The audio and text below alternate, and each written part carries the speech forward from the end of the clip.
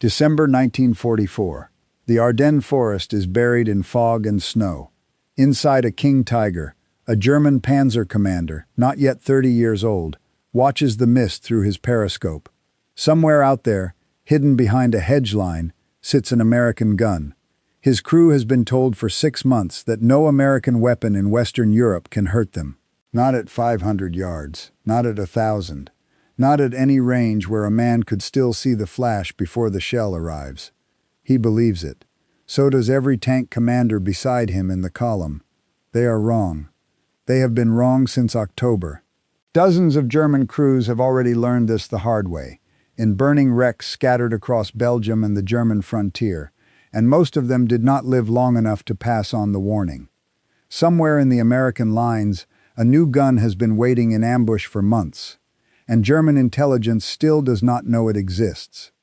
To understand how an entire army could miss a weapon already killing its tanks, we have to go back 4 months, to a quiet Norman lane where American shells were bouncing off German armor like stones on ice, and a stubborn general in the Pentagon was about to be proven fatally wrong. 4 months earlier, August 7, 1944, the fog has not yet lifted from the hedgerows east of Mortain when the first shells begin to fall. A Sherman tank from the 743rd Tank Battalion shudders to a halt behind a row of apple trees. The battalion has been attached to the 30th Infantry Division since June, and by now the crew knows this ground the way a man knows a room he has slept in for weeks. 300 yards to the east, through gaps in the hedge, they can see them. Panthers. 5, maybe 6, moving in column along the road from St. Barthélemy. Inside the Sherman, the air smells of gun oil and sweat, and the damp canvas stink of a machine that has not been dry in weeks. The loader's hands are steady only because he has learned to make them steady. The gunner finds the lead tank in his sight. The range card strapped to his thigh says 900 yards. He waits one breath. He squeezes the trigger. The 75mm shell leaves the barrel and crosses the open ground in under a second. It strikes the Panther's frontal plate at a shallow angle. It bounces. A pale orange spark, a flash of bright metal, and the Panther keeps moving as though nothing has touched it at all. Somewhere behind the gunner's eyes, a small, cold thought arrives that he has learned not to say out loud anymore. That shot should have killed it. It did not. This is what American crews have been learning for 2 months. From the beaches of Normandy to the sunken lanes around St. Lo, they have been firing at German armor and watching their shells skip away like flat stones thrown across cold water. The Sherman commander shouts one word into the intercom. Back.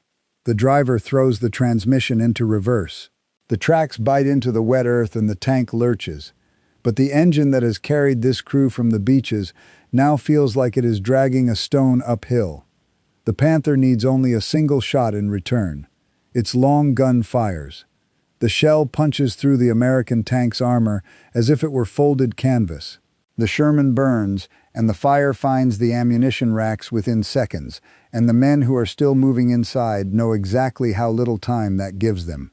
Across the Mortain front that morning, the same scene repeats itself in different fields and different lanes, dozens of times before nightfall. Farmhouses that stood through 4 years of occupation now stand open to the sky, their stone walls scorched black around the edges. Cows lie dead in the pastures where the barrage caught them, and the smell of burning diesel drifts low over the hedgerows for miles. The Americans will hold their ground before the day is done. The German counterattack, an operation the enemy has named Lüttich, will fail, not because American tanks have outfought German ones, but because American artillery and American aircraft will grind the attack to a halt from above and beyond it. Numbers and steel from the sky will do what the tank guns on the ground could not. But the tank-to-tank arithmetic of that single day is what reaches the desks of officers far behind the line. The reports travel upward from battalion to brigade, from brigade to division, until tired ordnance officers at 1st Army Headquarters read them one after another and find the same phrases repeating. Ammunition ineffective at observed range. Vehicle lost to a single round, frontal aspect. Crew morale deteriorating. The men reading these reports do not need a metallurgist to explain the problem to them. The standard American gun, the workhorse weapon carried by every Sherman in Western Europe, cannot reliably defeat the frontal armor of a Panther beyond 500 yards. There is, however, a gun that could solve this. It already exists. It is being built in Detroit at this very moment, and for reasons that have nothing to do with engineering, it has not been allowed anywhere near a tank crew in France. To understand why, we have to go back nearly 3 years, to a quiet room inside the Pentagon, and to the officer who, more than any other single man, decided how the United States Army would fight enemy tanks. His name is Leslie McNair. In the summer of 1944, he is 61 years old. Small, precise, almost professorial in manner, he wears thick glasses that have failed his eyes since the First World War, when a piece of artillery shell cost him part of his hearing and much of his peripheral vision. He does not raise his voice in meetings. He does not need to. Officers who have sat across the table from him describe a man who listens carefully, asks a small number of exact questions, and then delivers a decision that is very difficult to reverse.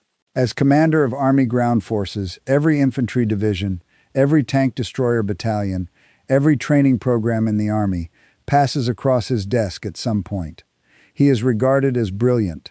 He is also, by nearly every account, immovable once he has settled on a doctrine.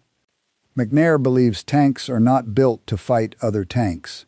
Tanks, in his doctrine, exist to exploit a breakthrough, to race into the enemy's rear, to tear apart supply columns and shattered infantry. When enemy armor appears, it should be met by a separate class of vehicle entirely, one built for a single purpose. He calls these vehicles tank destroyers. Fast, lightly armored, open-topped, designed to ambush from concealment, fire 2 rounds and vanish before the enemy can answer. On paper, in a Pentagon office in 1941, the doctrine is elegant. By the summer of 1944, in the hedgerows of Normandy, it is falling apart. The Germans do not attack in the massed columns McNair's doctrine expects them to use. They defend in depth, with infantry and dug-in anti-tank guns, and when they counterattack, they do it with Panthers that outrange and outgun almost anything the Americans can bring against them. Earlier that summer, engineers inside the Ordnance Department had already put forward a proposal. Take a Sherman chassis, remove the smaller gun, mount a 90mm gun in its place, a weapon powerful enough to punch through anything the Germans were fielding. McNair refused the idea outright. The existing gun, he insisted, was sufficient. He had test data behind him. Trials conducted at Aberdeen Proving Ground in 1943 had shown American shells penetrating German armor at what the tables called adequate combat range. What those tests had not shown, what nobody in the Ordnance Department discovered until German tanks actually arrived in France, was that Panther armor had a face-hardened surface the American test plates did not possess. Shells that should have penetrated instead shattered on impact. The Aberdeen data had been collected against steel that did not behave the way the real Panther's steel behaved on a Norman battlefield. The doctrine was built on a flawed number, and McNair did not yet know it. This is the first twist. The weapon capable of closing the gap already exists, quietly moving through development under an entirely separate command, the Tank Destroyer Center, led by Major General Andrew Bruce. It does not need to be invented. It needs only to be allowed forward. And the one man with the authority and the certainty to keep it back is standing, at this very moment, in Normandy itself. On July 25, 1944, McNair flew across the Channel to witness with his own eyes the operation meant to prove his doctrine correct at scale. The Americans have named it Cobra, an attempt to blast a hole through the German line near the village of Marigny and pour American armor into the open country beyond. He wants to see it firsthand, not from a briefing map, but from a slit trench near the front, the way he did as a younger artillery officer a generation earlier. It opens with a bombing raid unlike anything seen before on the Western Front, more than 1,000 heavy bombers carrying tons of high explosive toward a narrow strip of German front line. The plan calls for the bombers to approach parallel to the front and release well beyond the American positions. Some do not. Whether from smoke drifting back over friendly lines or simple human error repeated aircraft after aircraft, a number of the bombers release their loads short. The bombs meant for the German trenches fall instead among American positions, into the very observation area where McNair has taken cover in a slit trench to watch the attack unfold. There is no warning a man on the ground can act on. The sound arrives at the same instant as the blast. When American engineers reach the crater afterward, it is more than 10 feet deep. They identify what remains of him by the 3 silver stars on his collar and a ring from his years at West Point. He is the highest-ranking American officer to die in combat in the entire war. He is killed by his own Air Force, in the war he helped design. This is the second twist, and the crueler one. McNair's death does not touch the 90mm program directly. That project has never belonged to him, but his death removes the deeper obstacle behind it, the institutional certainty that had slowed the new weapon's path into the hands of the men who needed it. Within the Ordnance Department, the proposal McNair had blocked is quietly revisited.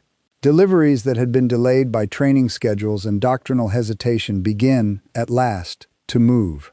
The man who insisted the old guns were good enough now lies in Normandy American Cemetery, buried among the men whose doctrine he wrote. The gun built to replace what he trusted is already rolling off an assembly line in Michigan, and within weeks it will begin its journey toward the same hedgerows where American crews are still burning inside tanks that were never built to win this fight. None of them yet know that the answer is already crossing the Atlantic. The gun itself was not new. In the late 1930s, the United States Army had gone looking for a replacement for its aging 3-inch anti-aircraft gun. Aircraft had changed. They flew higher and faster than the guns built a generation earlier could reach. The result was a 90mm anti-aircraft gun, in service by 1940, guarding ports and airfields from Hawaii to Long Island within 2 years. It fired a shell heavy enough and fast enough to reach far into the sky above any bomber then flying.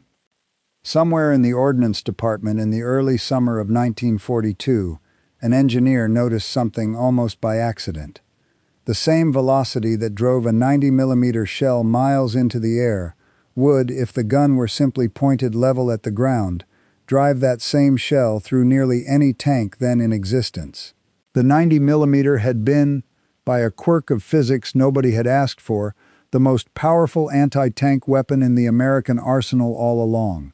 It had simply been aimed at the wrong kind of target. The conversion was given a project designation. Take the 90mm gun, adapt it for armored warfare, and mount it on a chassis already proven in combat. The chassis chosen was a variant of the M10, a Sherman hull carrying a different turret and a smaller gun. Engineers discarded that turret entirely and built a new one large enough to hold the 90. It was left open at the top. A closed turret would have added more than 2 tons of weight, and the chassis was already near the limit of what its engine and suspension could carry. The crew would sit exposed to shrapnel and rain, and the occasional grenade dropped from an upper-story window. That was the price. The benefit, on paper, was a weapon that could reach out and threaten the frontal armor of even the heaviest German tanks at ranges no earlier American vehicle could manage. The first pilot vehicle was tested at Aberdeen Proving Ground in March of 1944. Against the test plates set up on the range, the 90mm did exactly what its designers hoped. 5 inches of armor, 6 inches, 7. Each plate in turn gave way, the observers noting the results in careful columns of numbers that read, on paper, like a solved problem. Whether that same performance would hold true against the actual, face-hardened front of a German heavy tank in the actual weather of a real battlefield was a question the range at Aberdeen could not yet answer. Steel behaves differently in a warm testing shed in Maryland than it does on a frozen hillside in Belgium, and no proving ground, however careful, can fully substitute for the war itself. That answer would come later, and it would cost men to learn it. By April, the Fisher Body Division of General Motors, working out of the Grand Blanc Tank Arsenal in Michigan, had begun building the new vehicle in earnest. It was given the designation M36. The crews who would eventually operate it rarely used that formal name. To them, it would simply be the 90 or the 36. The first vehicles came off the line in late spring, and by late summer, production had climbed into the hundreds. Almost none of them had left the United States. McNair was in the ground at Normandy American Cemetery, but the institution he had shaped did not disappear with him. The M36 was a new vehicle. It required trained crews. It required a supply chain for 90mm ammunition that did not yet exist in Europe. The Army moved with the unhurried patience of a bureaucracy that had not yet been embarrassed badly enough to hurry, even as, in the hedgerows of France and now along the German frontier, American crews kept dying in Shermans and M10s that could not answer the guns pointed back at them. The first M36s reached the European theater in the final week of September 1944. They came off cargo ships at Cherbourg and Antwerp and moved forward by rail and by truck convoy, distributed in small numbers to tank destroyer battalions that had been fighting since the beaches with the M10 Wolverine. Among them were battalions that would, within 3 months, find themselves standing in the path of the largest German offensive the war in the West would ever see. The crews who received the new vehicle noticed, at first, how little had changed. The hull was the same, the tracks were the same, the driver's compartment felt exactly as it always had.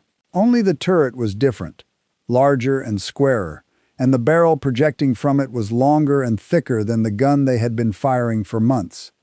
Orders distributed with these deliveries through First Army Ordnance channels carried a consistent instruction: engage enemy heavy armor at maximum effective range.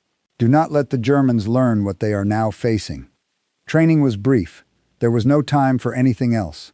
A handful of rounds fired at wrecked German hulls dragged to the edge of a field, a few practice traverses of the new turret, a short briefing on the new ammunition, and then back to the line.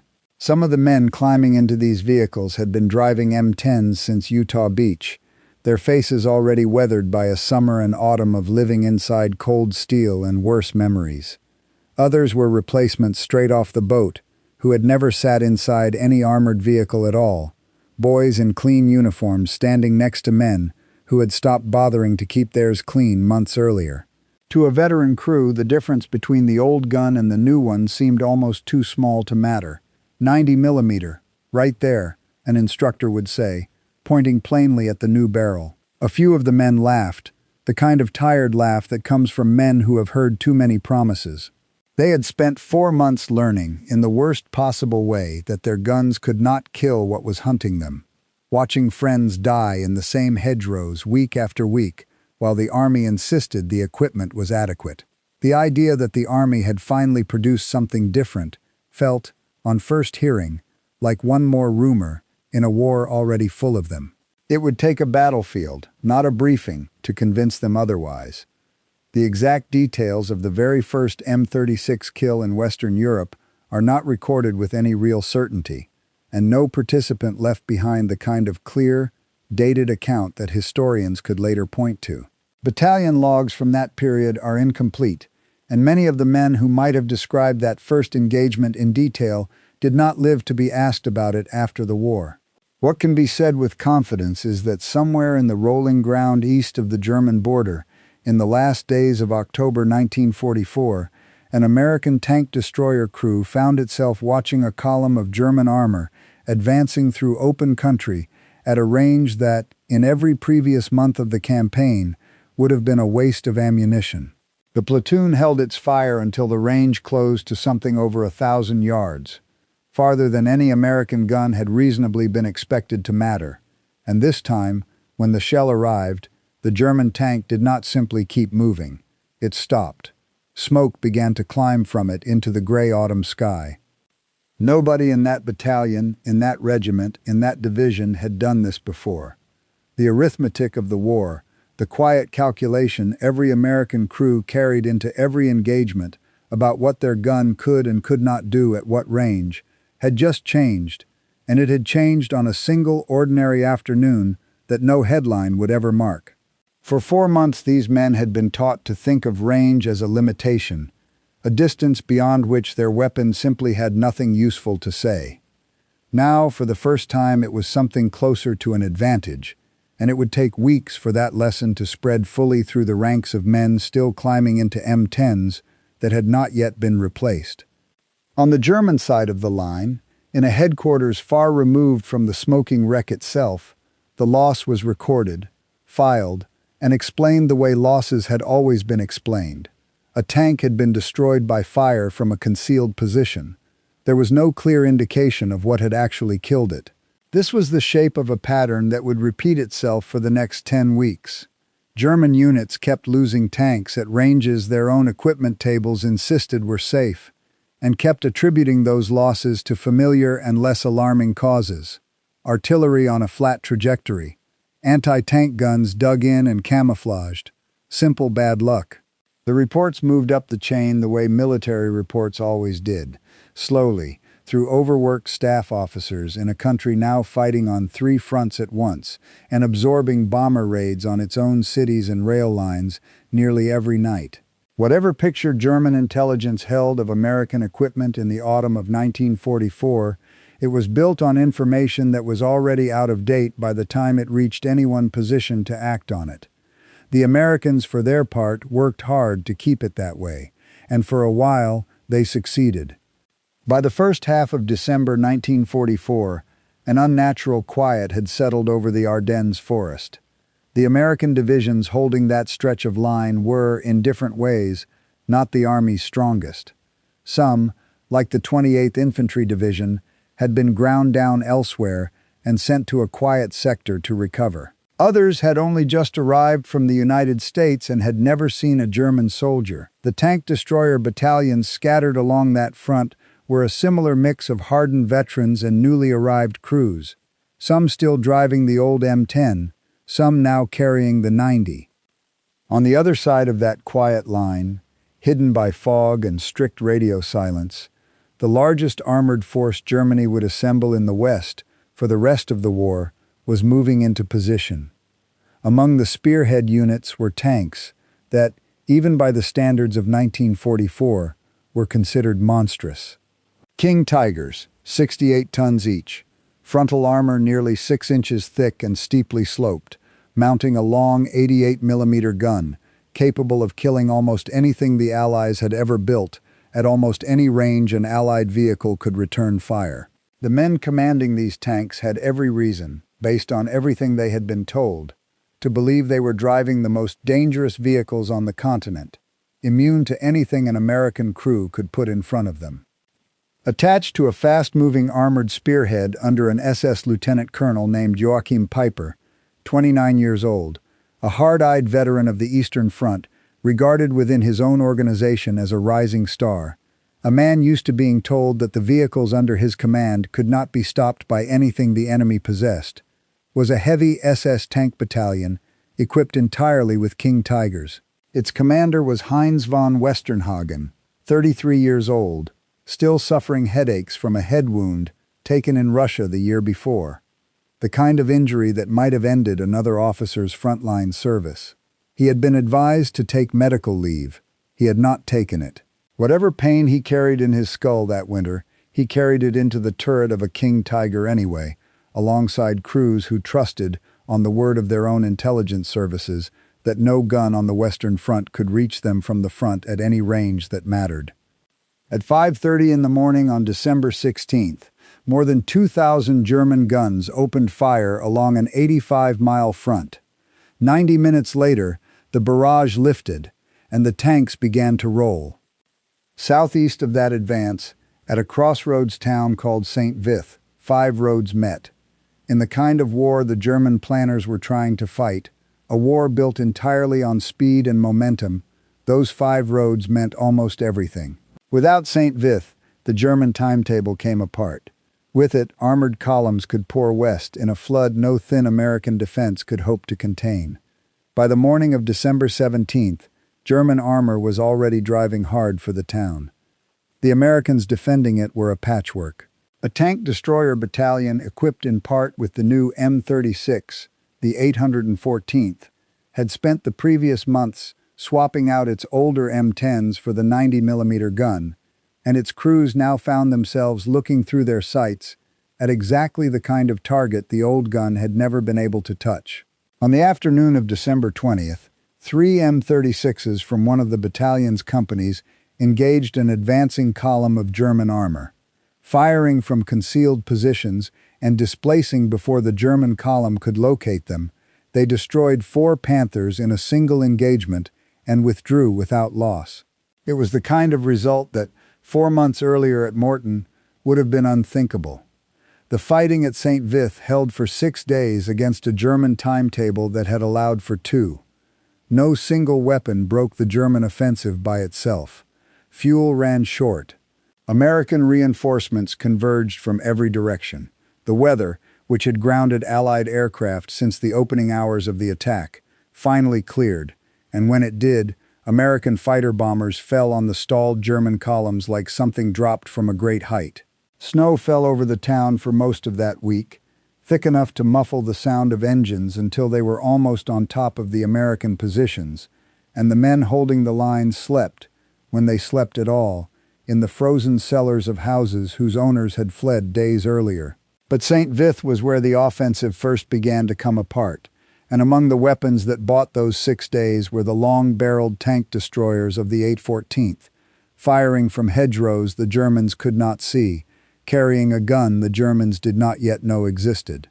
Further north, Piper's column, the spearhead of the entire offensive, was racing for the Meuse River, its King Tigers too heavy for many of the narrow Belgian bridges along the way, its fuel consumption far beyond what the surrounding countryside could supply. German planners had counted heavily on capturing American fuel depots intact to keep the advance moving forward. They did not capture them. Villages that Piper's men had expected to pass through in hours instead swallowed entire days.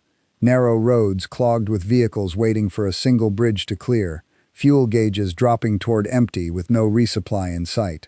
By December 23, the column was strung out for miles, American infantry closing from the north, American armor closing from the south. In the village of L'Aglaise, Piper gathered what remained of his combat power, including most of his surviving King Tigers. American fighter bombers came down on the village in waves, rockets, and heavy bombs and strafing runs that left long lines of spent shell casings glittering in the snow between the houses. The tanks parked in its narrow streets, tanks that had been built to dominate open country, made easy, motionless targets in a place they could no longer move through. On the night of December 24th, with fuel exhausted and no path left to withdraw his vehicles, Piper ordered what remained of his men, a few hundred, to abandon the column on foot and break out through the woods to the east, in the darkness and the cold. Several dozen armored vehicles were left behind in L'Aglaise, most of them intact, simply out of fuel, monuments to an offensive that had run out of the one resource no amount of German engineering could replace.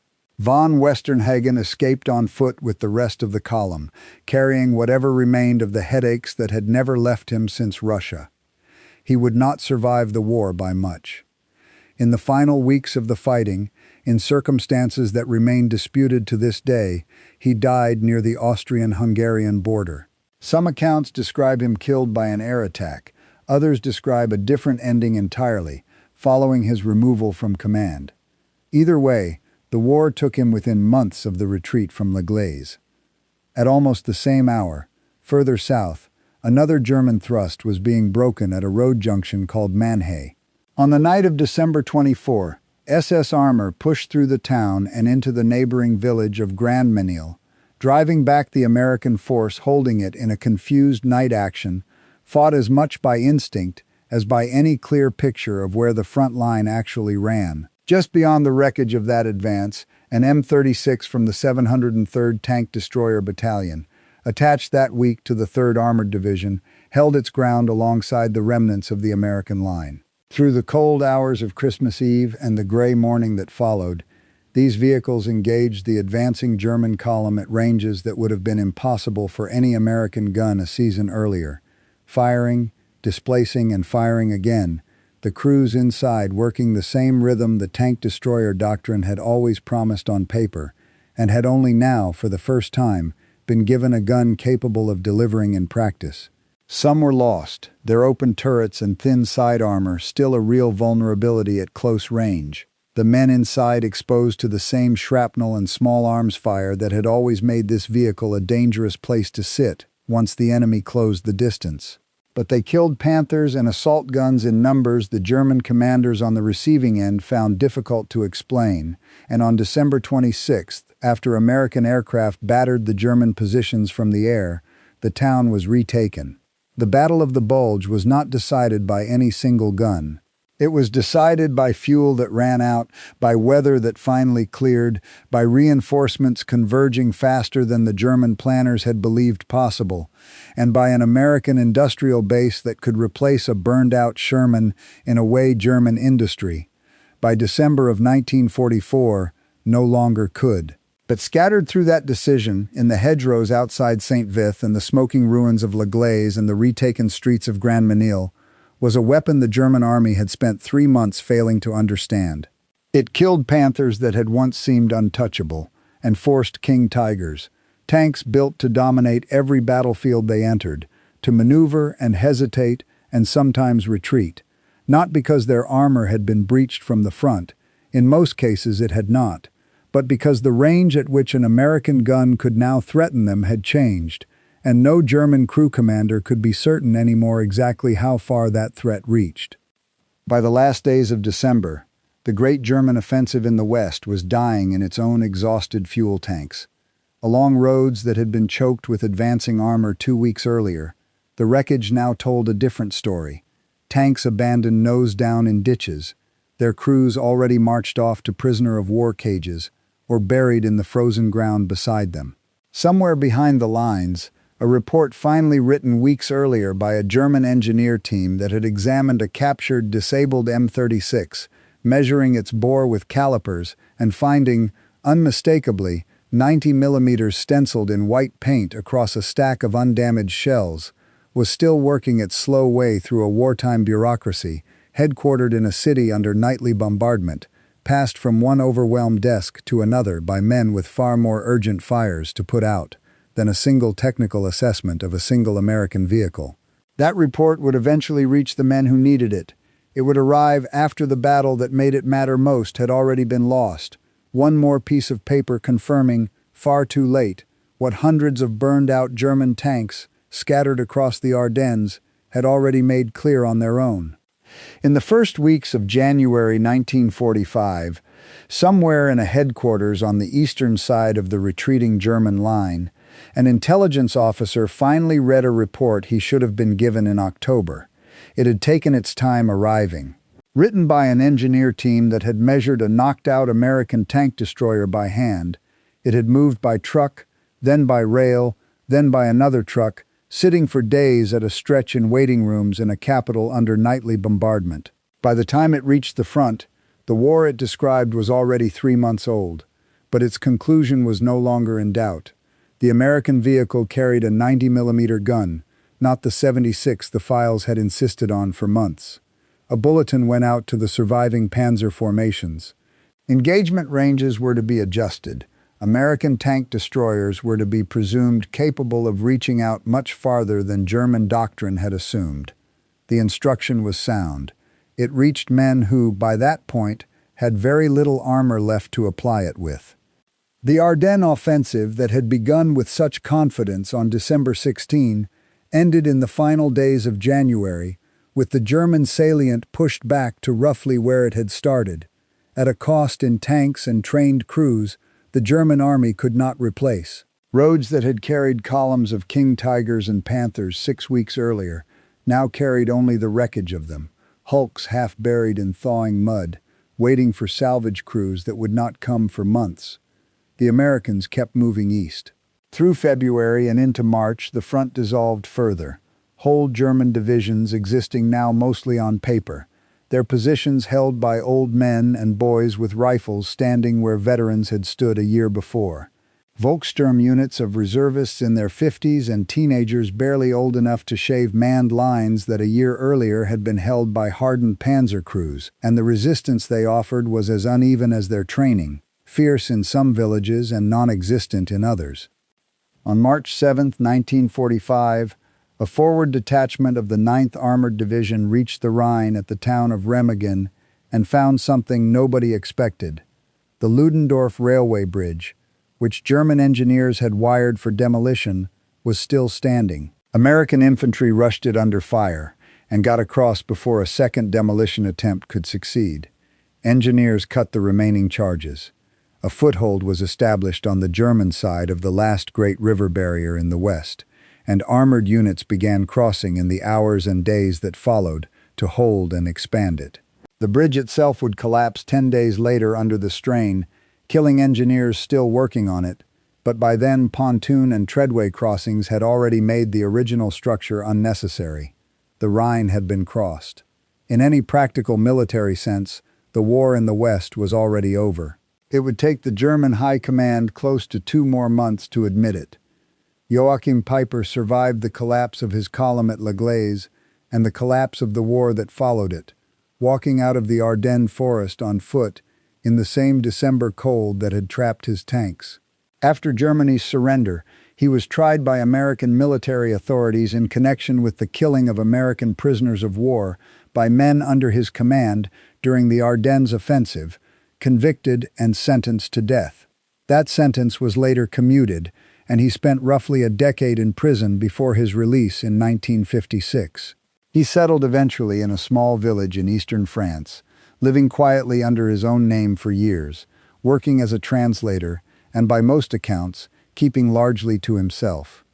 In 1976, his house was destroyed by fire in circumstances that were never fully resolved, and he died in the blaze at the age of 61. The war that had made him, at 29, one of the most feared armored commanders in the West, did not let go of him even 3 decades later, following him from a snowbound Belgian forest to a quiet French village, and in the end, to his own front door. Before we close this story, 2 things need to be said plainly, because they change the shape of everything that came before.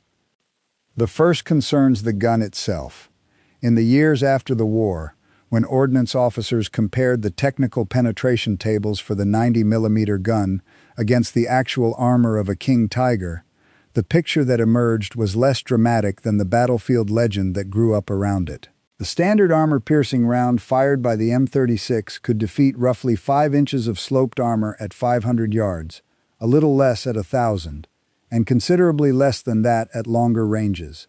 The frontal glacis of a King Tiger, however, was thick enough and angled steeply enough that no reliable, well-documented case exists of an M36 penetrating it head-on in combat, at any range, including the 3,000 yards sometimes claimed in retellings of this story. What the 90mm gun could do, and did do, again and again, through the autumn and winter of 1944, was threaten the sides and the rear of German heavy tanks at ranges of 800 to 1,500 yards, distances where German crews had been trained to believe they were completely safe from anything the Americans owned. It forced King Tigers built to dominate a battlefield head-on to instead maneuver, to expose flanks, to hesitate before advancing into open ground. That is a quieter kind of victory than the popular story tells, but it is the one supported by the evidence, and it was still enough to change the outcome of several critical battles in a single winter. The second thing concerns the men who used the weapon. In 1946, the Army's Armored School at Fort Knox gathered lessons learned from the European campaign, interviewing surviving tank destroyer crews and comparing their experiences with the M36 against the earlier, lighter M18 Hellcat, which carried a smaller 76mm gun but could move at nearly twice the M36's top speed. According to those post-war reports, a good number of the men who had crewed both vehicles said, when asked plainly, that they preferred the M18. It was faster, harder to hit, easier to escape in the moments right after a shot was fired, when a German gun crew somewhere in the trees was already swinging its own barrel toward the muzzle flash.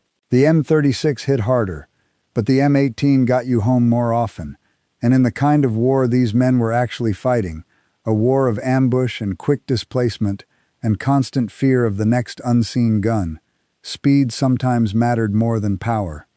This is not the version of the story that gets told most often. The popular version says the bigger gun won the war, that every extra inch of penetration brought the men home faster, that the M36 was an unambiguous triumph celebrated by everyone who rode inside one. The men who actually crewed these vehicles, when they spoke honestly after the war, described something more complicated. They wanted to survive more than they wanted to win decisively. They would have traded raw power for speed in plenty of situations without a second thought, and more than one veteran interviewed in later years admitted as much without any apparent embarrassment about it. History, retold enough times, tends to keep the part of the story that sounds best and quietly drops the part that sounds merely true. The men who lived through it were rarely the ones telling the more heroic version. They mostly just went quiet when they heard someone else tell it that way, letting the legend stand because correcting it seemed like too much effort for too little reward.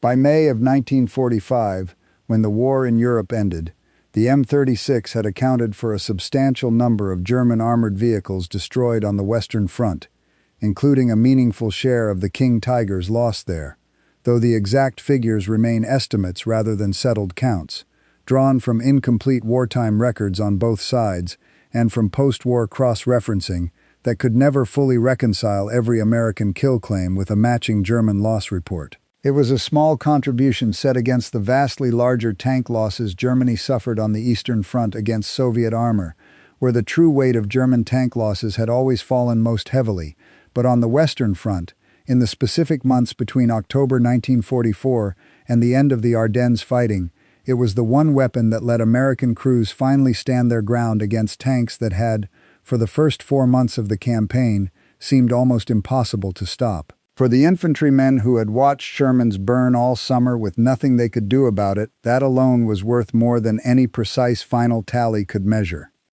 The M36 remained in American service for years after the war ended, seeing brief further use during the opening phase of the Korean War, before newer designs replaced it entirely, its long barrel by then already looking like a relic from an older kind of fighting. But its real legacy belongs to that one narrow window in late 1944, when a gun built by accident to shoot at the sky was turned instead toward the ground, and for 10 weeks, an army that had spent months learning to fear German armor quietly, without announcement, without any German officer fully understanding what had changed, began to fight back on something closer to even terms. The King Tiger commanders who died that winter never learned the name of the vehicle that killed them. Their own intelligence service did not know it existed until the war that made it matter was already lost. That, more than any single number on a range card, is the story worth remembering, not because the gun was perfect, and not because every shot fired from it found its mark at some impossible distance, but because for one difficult winter, it was simply there when nothing else American had been.